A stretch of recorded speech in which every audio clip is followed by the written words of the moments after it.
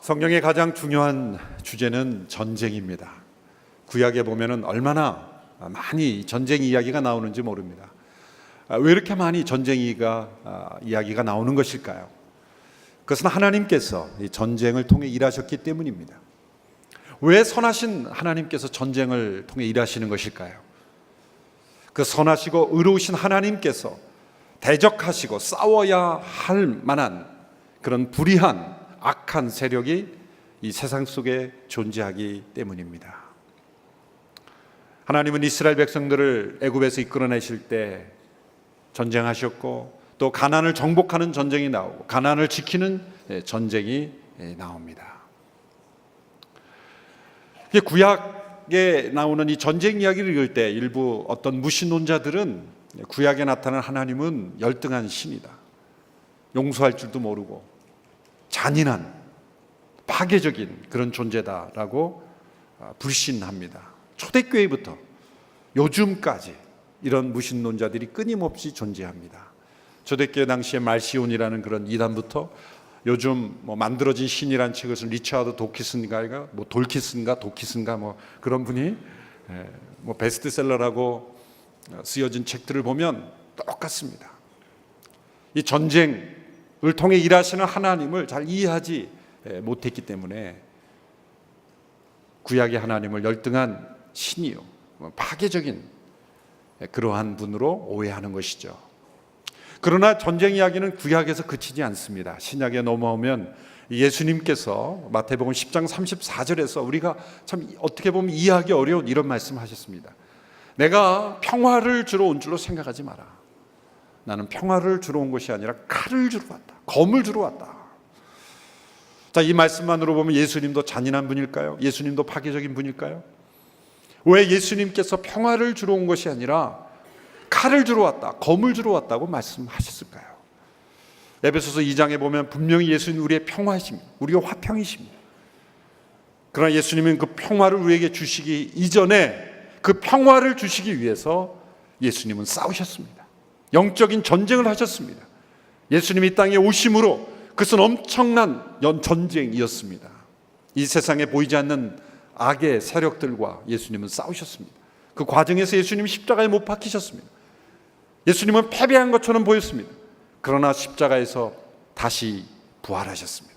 승리하셨습니다. 예수님 우리에게 주시는 이 평화는 거저 얻어진 것이 아닙니다. 전쟁을 통해, 승리를 통해 우리에게 주시는 선물인 것입니다. 예수님을 믿는 모든 사람들은 바로 이런 영적 전쟁에 초대받은 영적 군사라는 것이죠. 그리고 예수님께서 승리하신 그 승리를 우리가 함께 누리도록 초대받은 사람들이라는 것입니다. 여러분, 인생에 대한 가장 정확한 정의는 무엇일까요? 인생은 무엇인가? 많은 정의가 있습니다만 가장 성경적인 정의는 인생이란 영적 전쟁이라는 것입니다. 인생은 무지개 넘어 장밋빛 환상을 가진 그런 낭만적인 여행이 아니라 인생은 태어날 때부터 죽을 때까지 계속되는 영적 전쟁인 것입니다. 이 전쟁은 어떤 사람들과의 전쟁이 아닙니다. 보이지 않는 악의 영들과의 전쟁입니다. 우리의 적은 우리가 지금 어떤 갈등 가운데 있다 할지라도, 또 나라와 민족 가운데 어떤 대립 가운데 있다 할지라도 보이는 사람들과의 전쟁이 아닙니다. 진짜 적은 따로 있어요. 진짜 원수는 내가 원수라고 생각하는 그 원수가 아니에요. 다 우리가 속고 있는 겁니다. 여러분 머릿속에 지금 원수를 떠올려 보세요. 없는데 억지로 만들지 마시고, 중요한 것은 그 원수가 진짜 원수가 아니라는 거죠. 사실은 전 인류가, 모든 사람들은 한편이 되어야 합니다. 전 인류가 함께 싸워야 될 적이 따로 있어요.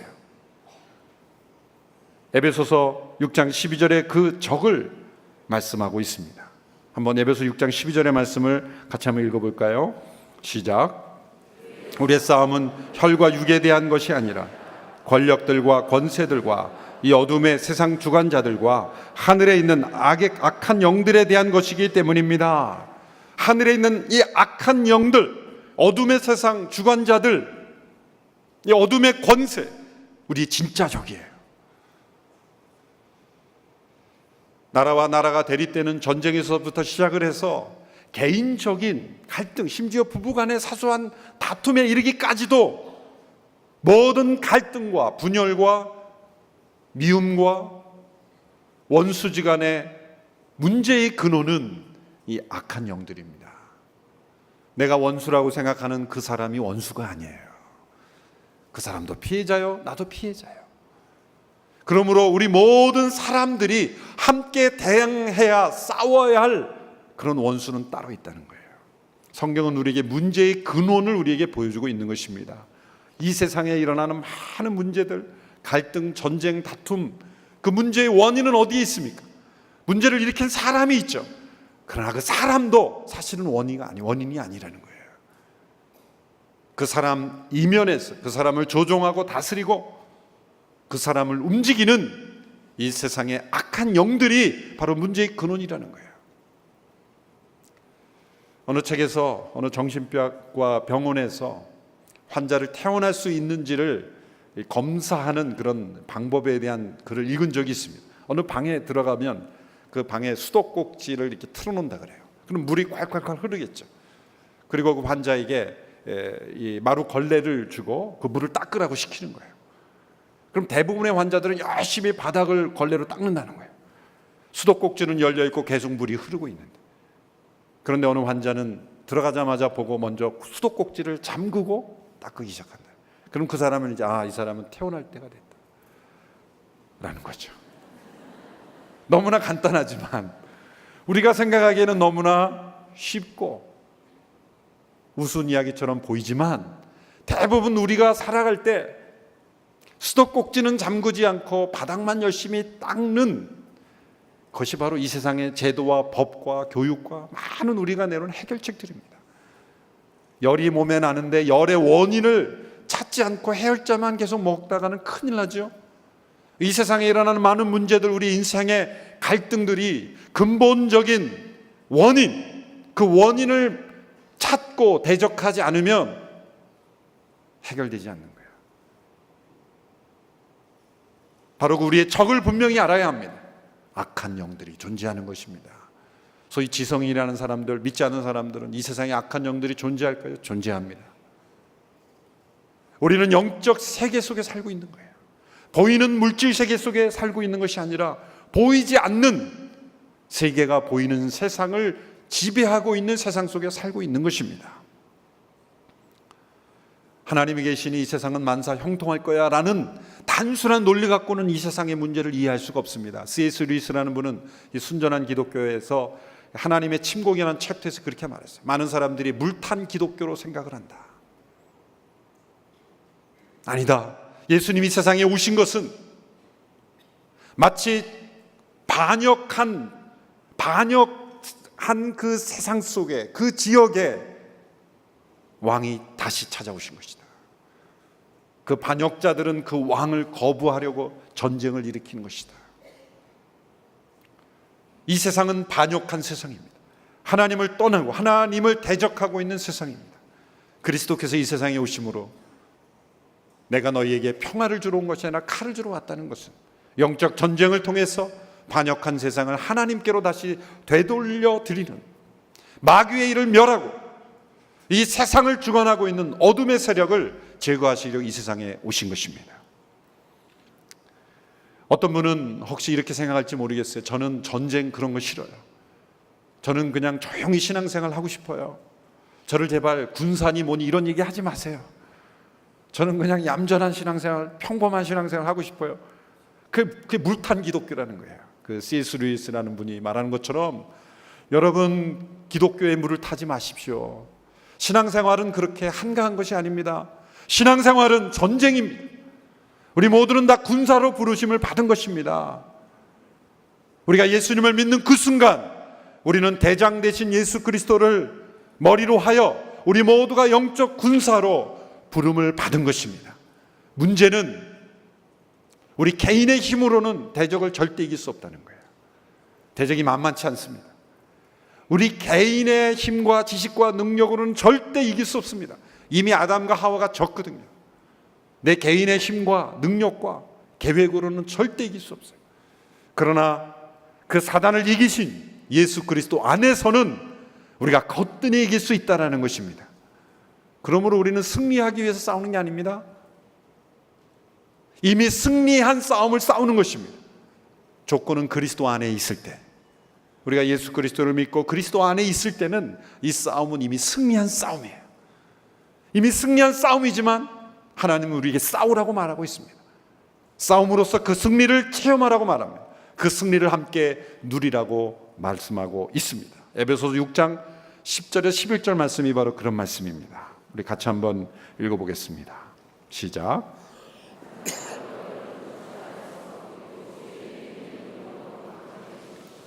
마귀의 계략에 대적해 설 수 있도록 하나님의 전신갑주를 입으십시오. 이 승리를 체험하기 위해서는 우리가 책임져야 될 부분이 있다는 거죠. 하나님이 알아서 싸워주시는 것이 아니라 우리가 그리스도를 믿고 그리스도 안에서 하나님이 준비해 주신 이 무기들을 가지고 우리가 싸워야 한다는 거예요. 그것이 바로 하나님의 전신갑주라는 거예요. 우리가 만든 장비가 아닙니다. 하나님의 전신갑주라는 건 하나님이 준비해 주신, 하나님께서 공급해 주시고 하나님이 다 우리에게 허락해 주신 무기들입니다. 그러나 우리가 이 전신갑주를 입고 싸워야 되는 것은 우리지 하나님께서 대신 싸워주시는 것이 아니에요. 이걸 입어야 될 책임은 우리에게 분명히 있는 것입니다. 영적 군사로서 하나님의 전신갑주를 입고 그리고 대적을 능히 이기는 승리의 삶으로 우리를 초대하고 있습니다. 14절부터 17절까지 이 전신갑주의 내용이 나오죠. 14절부터 17절까지 말씀을 우리 같이 한번 읽어볼까요? 시작. 그러므로 여러분은 굳건히 서서 진리로 허리띠를 띠고 의의 가슴바디를 붙이고 예비한 평화의 복음의 신을 신고 모든 일에 믿음의 방패를 가지고 이것으로 악한 자의 모든 불화살을 소멸시키며 구원의 투구와 성령의 검 곧 하나님의 말씀으로 무장하십시오. 틀림없이 사도 바울은 그가 여러 번 로마 병사들과의 어떤 여행도 했고 소송도 당했고 감옥에 투옥도 됐고, 그래서 이 로마 군사들이 입고 있었던 그런 장비를 유심히 관찰할 기회가 있었을 겁니다. 그래서 영적 전쟁에서 우리 개개인이 어떻게 무장되어야 되는지를 전신을 보호하고 있는 이 로마 군사들의 장비를 비유로 들어서 우리가 하나님께서 예비하신 이 무기들을 어떻게 사용할 것인가를 우리에게 보여주고 있습니다. 바라기는 이 장비들을 제가 하나씩 입으면서 설명해 주면 좋겠습니다만은 그런 장비를 구할 길이 없어서 그냥 말로 설명할 때는 여러분이 상상하시면서 들으시면 좋겠습니다. 이 6가지의 장비들을 보면 사실은 예수님께서 우리에게 주시는 능력입니다. 곧 예수 그리스도의 성품입니다.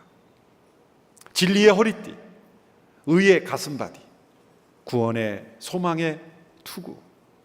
이것은 우리가 그리스도 안에 있을 때 주어지는 능력들입니다. 우리에게 진정 진리는 무엇입니까? 예수 그리스도 아닙니까? 내가 곧 진리라고 말씀하셨죠. 우리의 의로움은 누구이십니까? 바로 예수 그리스도 아니겠습니까? 우리의 구원의 소망은 누구에게부터 오는 것입니까? 예수 그리스도 아니겠습니까?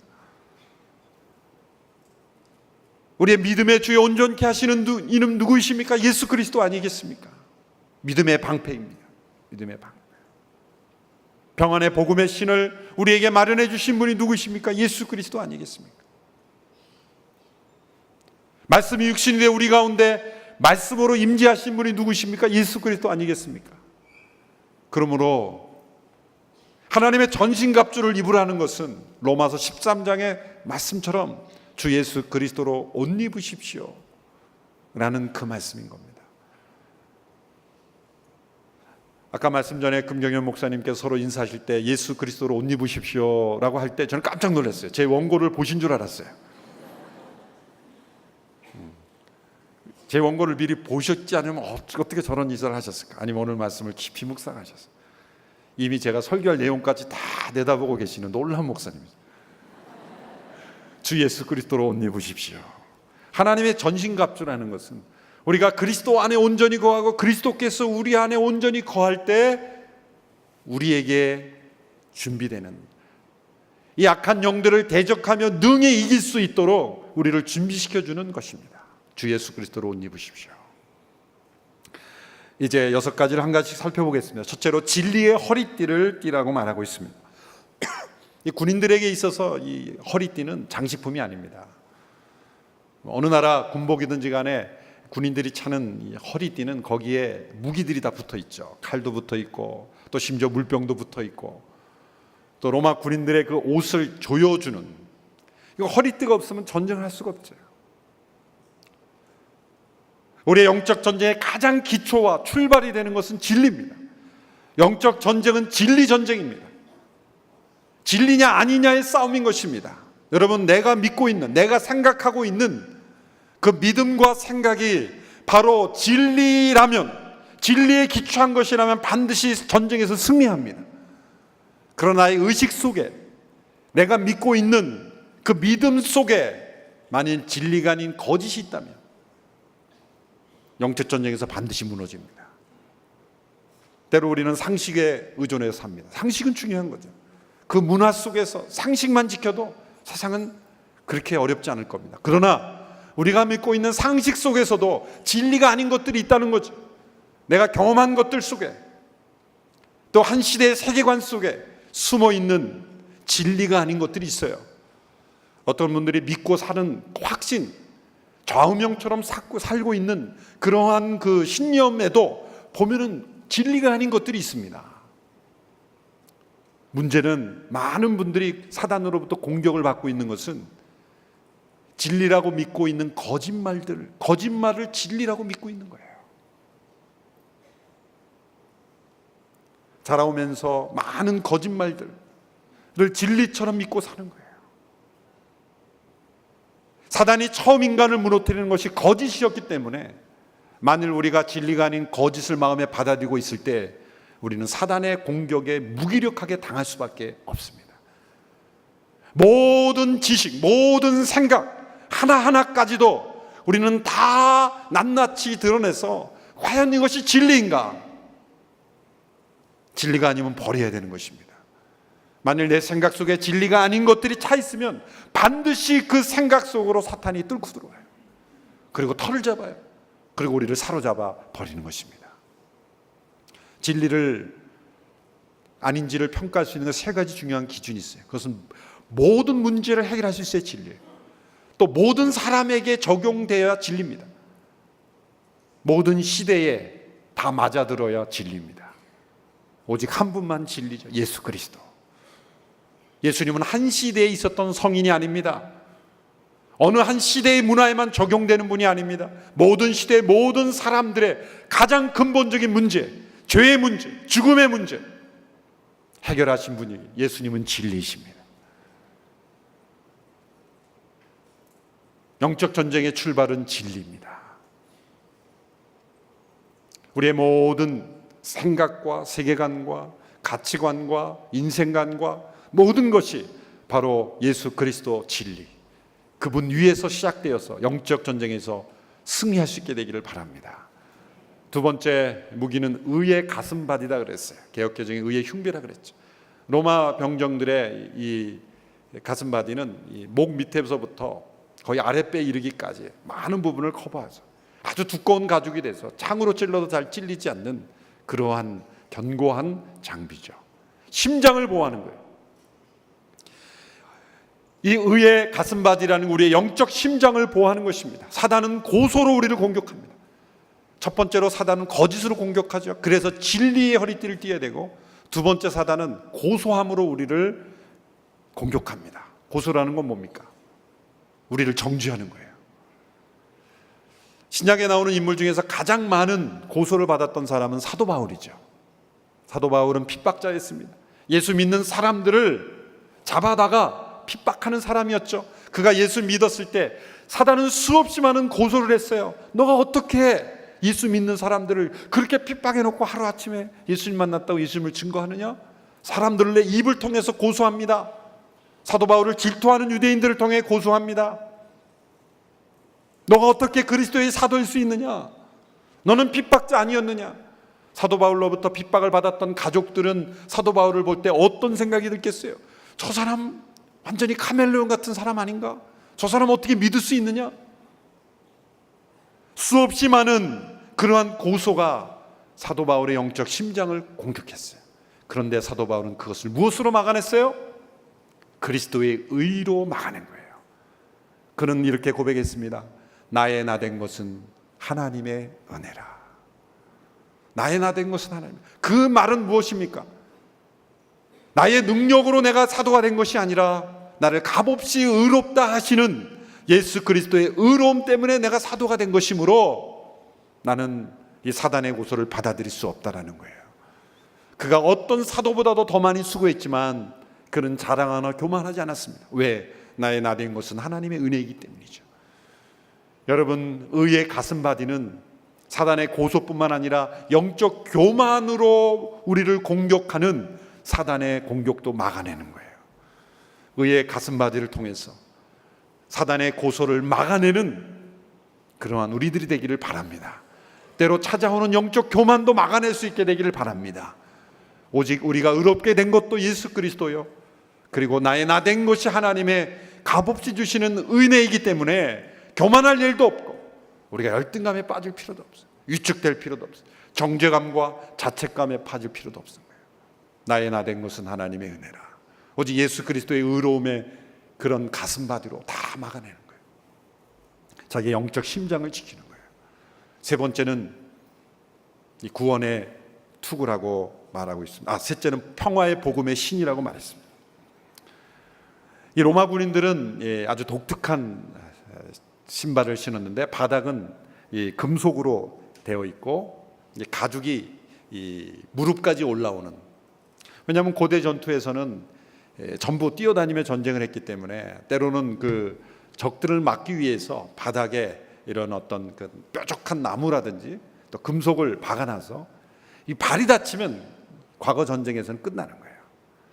발이 다치면 전쟁에서 군사는 죽음이죠.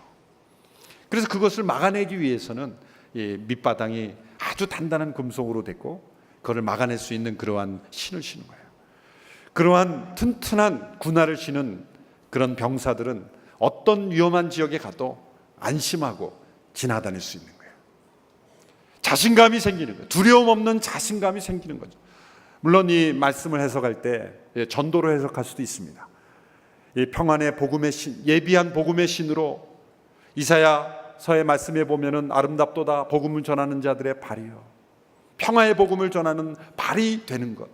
영적 전쟁의 승리는 이 평화의 복음을 전하는 것이다라는 거예요. 그러나 또 다른 해석은 복음이 우리에게 가져다주는 놀라운 축복은 바로 어떠한 상황과 고난 속에서도 우리가 평화로울 수 있다는 거예요. 적이 깔아놓은 그러한 위험물질이 깔려있는 그런 속에서도 안심하고 당당하게 자신감 있게 걸어갈 수 있다는 거예요. D.L. 무디의 가장 절친한 친구였던 그런 한 분이 계십니다. 이분은 시카고 법과대학의 교수였는데 호레시오 스파포드라는 분이었어요. 호레시오 스파포드라는 분이에요. 이분이 시카고에 1871년 대화재가 있었죠. 이때 자신의 거의 전 재산을 다 잃어버렸어요. 근데 그 전에 아들이 사고로 죽었어요. 아들을 잃었죠. 대화재 때 모든 재산을 다 잃어버렸죠. 그리고 2년 후에 1873년에 아내와 네 딸이 유럽으로 가는 배에서 그 배가 다른 배와 충돌을 해서 126명인가가 죽었을 때 네 딸이 거기서 죽었어요. 부인은 가까스로 구조가 됐어요. 네 딸이 죽었어요. 무디의 가장 절친한 조력자였어요. 집회 때마다 함께 따라가고 중보하고 후원하는 그러한 동역자였어요. 그런데 불과 몇 년 사이에 아들이 죽고 전 재산이 다 화재로 날아가고 네 딸이 죽고 거의 구약의 욥기와 같은 사건이에요. 그는 밤새 울부짖으며 하나님 앞에 기도했어요. 어째 이런 일이 나에게 있겠습니까? 새벽에 그런 하나님의 음성을 들으며 정말 말로 형언할 수 없는 평화를 누리게 되는 거예요. 그리고 그때 떠오른 그 감성, 그 떠오른 하나님의 음성을 그는 받아 적기 시작했어요. 그리고 그 가사가 오늘 우리에게 잘 불려지는 찬송가 가사가 됐죠. 그 가사는 바로 이런 가사입니다. 내 평생에 가는 길 순탄하여 늘 잔잔한 강 같은지, 큰 풍파로 무섭고 어렵든지 나의 영혼은 늘 평안해. 저 마귀는 우리를 삼키려고 입 벌리고 달려와도 주 예수님 우리의 대장되니 끝내 싸워서 이기겠네. 저 공중에 구름이 일어나며 큰 나팔이 울려날 때 주 오셔서 세상을 심판해도 나의 영혼은 겁없겠네. 내 영혼은 평안해. 내 영혼 평안해. 내 영혼 평안해. 이 찬양은 편안한 환경에서 한가롭게 작곡 작사된 것이 아닙니다. 자녀들을 다 잃어버리는 욥과 같은 고통 속에서, 그러나 우리 주님께서 우리 가족을 향해서 예비된 모든 가족들이 믿음 안에 구원됐고 영원한 생명을 누렸기에 이것이 재앙이 아니라 하나님의 뜻이며 하나님께서 이것을 통해서 이루시려고 하는 일이 있다는 것을 믿음으로 바라볼 때 하늘에 말할 수 없는 평화가 이분에게 임했다는 거예요. 우리 한 절만 함께 불러볼까요? 내 평생에 가는 길 순탄하여 늘 잔잔한 강 같은지,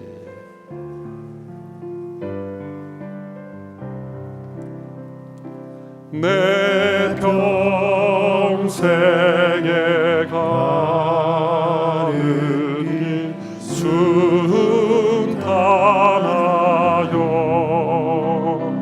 늘 잔잔한 강 같은지, 큰 풍파로 무섭고 어렵든지 나의 영혼은 늘 평안하다.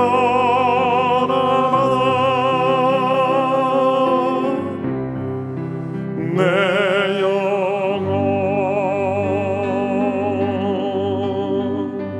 평안해.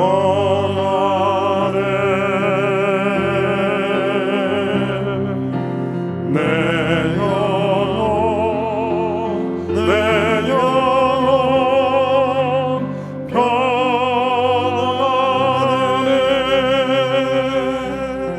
아멘. 그리스도 안에 있을 때 어떠한 상황 속에서도 하늘의 평화가 우리 가운데 임할 줄로 믿습니다. 네 번째로 믿음의 방패를 취하라는 거예요. 자, 이제 방패가 나왔습니다. 무엇을 믿느냐는 거죠. 그것은 예수께서 우리의 진리가 되시고 우리의 의로움이 되시고 우리의 평화가 되신다는 것을 믿는 거예요. 앞에 세 가지를 구비하지 않으면 믿음의 방패가 소용이 없어요. 사단은 우리에게 수많은 불화살을 쏩니다. 로마 군병들에게는 두 가지 방패가 있었다고 합니다. 손에 붙여서 사용하는 방패가 있고 이 문짝만한 큰 방패가 있어요. 그 방패는 그 당시에는 불화살을 많이 무기로 사용했기 때문에 그 불화살을 쏟아지는, 전쟁 때면 수백 수천 개의 불화살이 쏟아지는데 그 불화살을 막으려면 큰 방패가 필요했던 거죠. 그 방패와 방패를 연결해서 그 뒤에 병사들이 숨어 있는 거예요. 그 방패를 말하는 거예요. 사단의 수없이 많은 불화살을 막을 수 있는 믿음의 방패. 사단은 끊임없이 우리의 의심의 불화살을 씁니다. 하나님이 과연 살아계시냐 의심을 화살로 쏩니다. 질투의 불화살을 씁니다. 저 사람이 저렇게 잘 사는 거는 너가 받을 수 있는 건데 저 사람이 쓰는 거야. 질투의 불화살을 씁니다. 정욕의 불화살을 씁니다. 내가 만족되는 것이 중요하다. 이런 수없이 많은 불화살을 어떻게 이겨내겠습니까? 예수님이 우리의 진리가 되시고 나의 의로움이 되시고 예수님이 나의 평화가 되신다는 것, 그걸 믿음으로 우리는 막아내는 겁니다. 또 혼자 막아낼 수 없어요. 방패와 방패를 연결해서 우리 성도들이 함께 각자의 방패를 연결해서 함께 순모임에서 공동체에서 교회 안에서 모든 불화살을 함께 막아내는 거예요. 혼자서 막아내기는 어렵습니다. 함께 방패를 이루어 우리가 이겨내는 공동체가 되기를 축원합니다. 다섯 번째로 구원의 투구를 쓰라고 말했어요. 구원에는 세 가지 있다 그랬죠. 현재의 구원, 또 과거의 구원, 미래의 구원. 여기서 말하는 미래의 구원이에요. 미래의 구원을 소망해요. 우리가 언젠가는 그리스도와 같이 될 것이라는 그런 굳건한 확신, 예수님은 반드시 다시 오실 것이라는 확신, 그 구원의 변치 않는 확신이 날마다 우리 가운데 있어야 하는 것입니다. 이 구원의 투구를 쓰는 거예요. 여섯 번째로 성령의 곱 하나님의 말씀을 가지라는 거예요. 여기서 말하는 칼은 긴 칼을 의미하는 게 아니라 짧은 칼, 단검이에요. 근거리에서 싸울 때 쓰는 단검. 여러분, 예수님이 시험 받으실 때, 사단이 예수님을 시험할 때 천사들을 불러서 사단을 쫓아낼 수도 있었어요. 혼내주실 수도 있었어요. 그런데 예수님은 우리에게 모범을 보여주기 위해서 성령의 검, 곧 하나님의 말씀을 말씀하심으로 사단을 쫓아냈어요. 말씀은 무기입니다. 여기서 말씀은 두 가지가 있죠. 이 로고스라고 하는 말씀이나 레마라고 하는 말씀. 그런 시기 상황에 적절하게 하나님께서 우리 개인에게 그 상황에서 주시는 이 무기로 주시는 말씀을 레마라고 말씀할 수가 있죠. 그게 우리 마음속에 있어야 되는 거예요. 그런데 우리의 그 허리띠에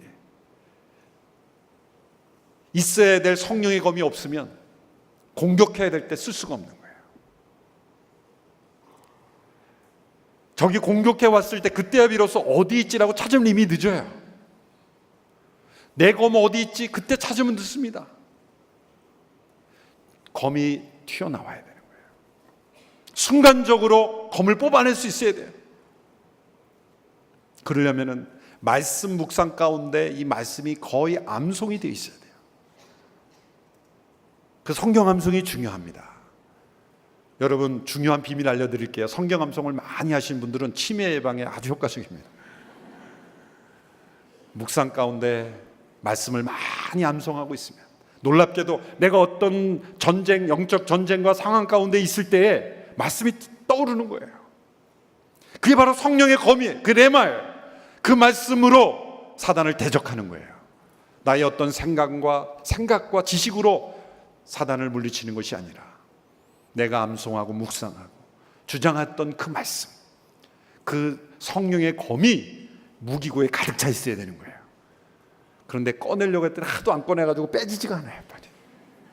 간신히 빼긴 뺐는데 다 녹슬어가지고 쓸 수가 없어요. 그러한 성령의 검이 돼서는 안 되는 거예요. 날카로운 말씀으로, 예리한 말씀으로, 좌우의 날선 검과 혼과 관 쪼개는 모든 것을 무찌를 수 있는 그러한 성령의 검으로 우리 가운데 잘 우리의 심령 속에 준비되어 있게 되기를 축원합니다. 이 6가지의 무기인데 사실 이 무기들보다 더 강력한 무기가 있어요. 그것은 바로 기도입니다. 기도를 무기의 영역에는 넣지 않았어요. 그러나 더 많은 말씀을 이 기도회 가운데 하고 있죠. 기도가 없으면 이 모든 무기들이 소용이 없기 때문이에요. 사실 가장 강력한 무기는 기도입니다. 기도는 전쟁에 있어서 보급을 받는 통신과도 같죠. 군사들이 열심히 싸우는데 먹을 것이 떨어지고 연료가 떨어집니다. 어떻게 합니까?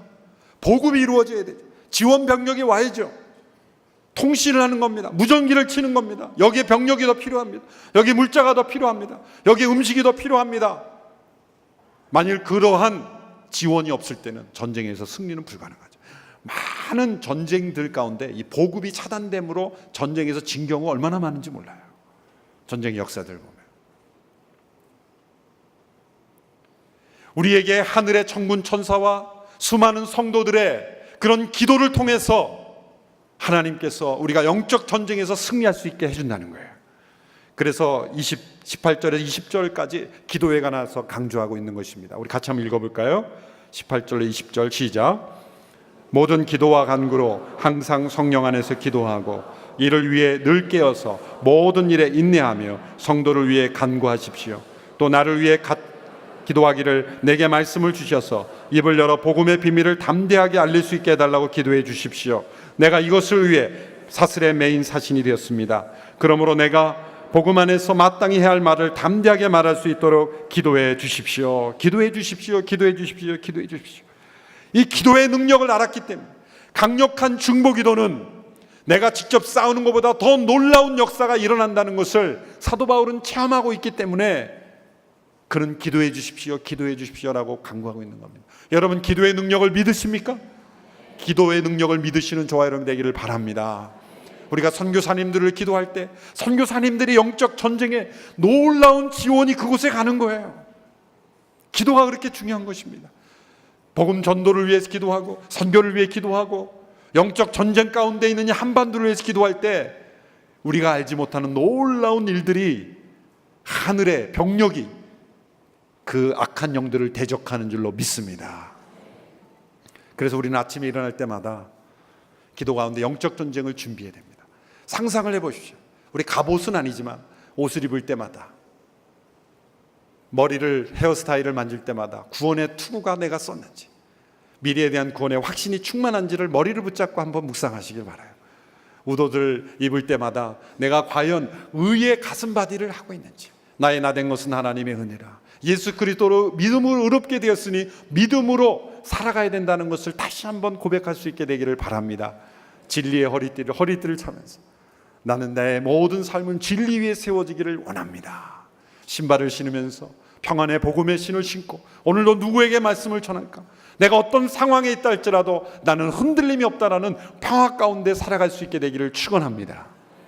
그리고 가방을 들을 때 이 가방 안에 있는 하나님의 말씀, 성령의 검이 필요할 때마다 언제든지 뽑아서 나올 수 있는 그런 하나님의 능력의 사람이 될 수 있게 되기를 축원합니다.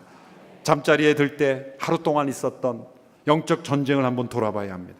하루의 전쟁 기록부를 볼 때 어떤 기록이 되어야 되겠습니까? 이런 기록이 되지 않게 되기를 바랍니다. 몇 월 며칠 아침에 출근하자마자 적군에게 바로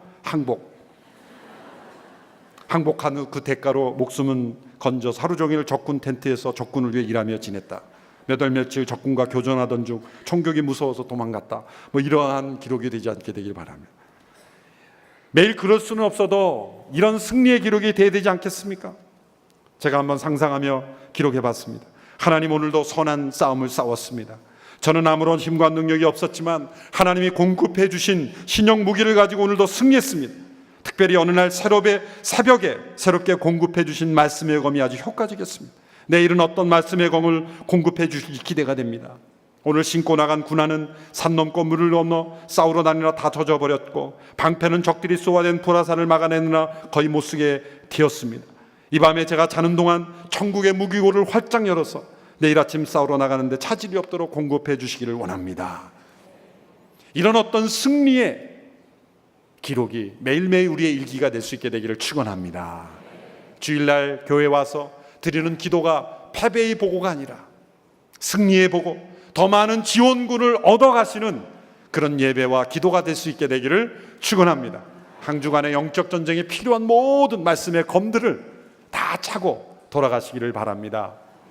그리고 함께 순모임 때마다 모여서 중보기도를 통해 영적 전쟁에서 모든 성도들이 승리할 수 있도록 기도해 주시기를 주님의 이름으로 축원합니다.